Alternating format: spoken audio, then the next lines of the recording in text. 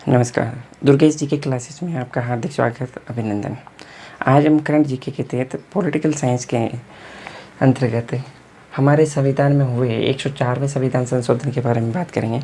104वें संविधान संशोधन के माध्यम से हमारी लोकसभा और विधानसभाओं में अनुसूचित जाति और जनजातियों के लिए आरक्षण का प्रावधान को बढ़ाकर 25 जनवरी 2030 तक कर दिया गया है। इस संविधान संशोधन के माध्यम से अपने संविधान में प्रभावित अनुच्छेद जो हैं वो प्रभावित अनुच्छेद जो था वो अनुच्छेद नंबर 334वां है, अनुच्छेद नंबर 334।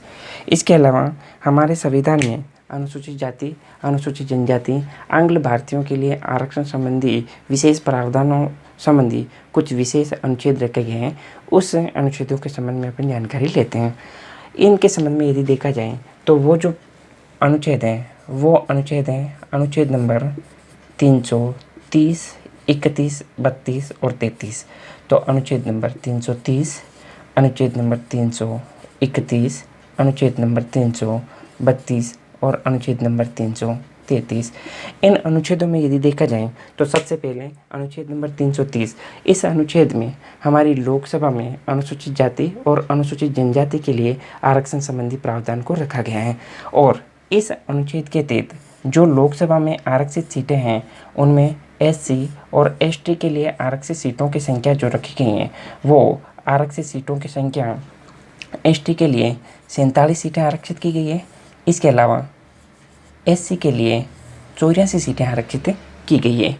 ठीक इसी प्रकार से देखें तो अनुच्छेद नंबर 331 में देखा जाए तो अनुच्छेद नंबर 331 में आंग्ल भारतीयों के लिए आरक्षण संबंधी प्रावधान को रखा गया है।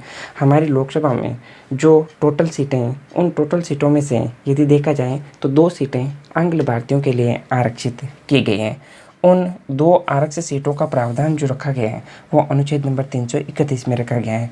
इसी प्रकार हम अगले क्रम में देखें तो अनुच्छेद नंबर 332, अनुच्छेद नंबर 332 राज्यों की विधानसभाओं में जो एससी एसटी से संबंधित आरक्षण है उससे संबंधित प्रावधान रखा गया है।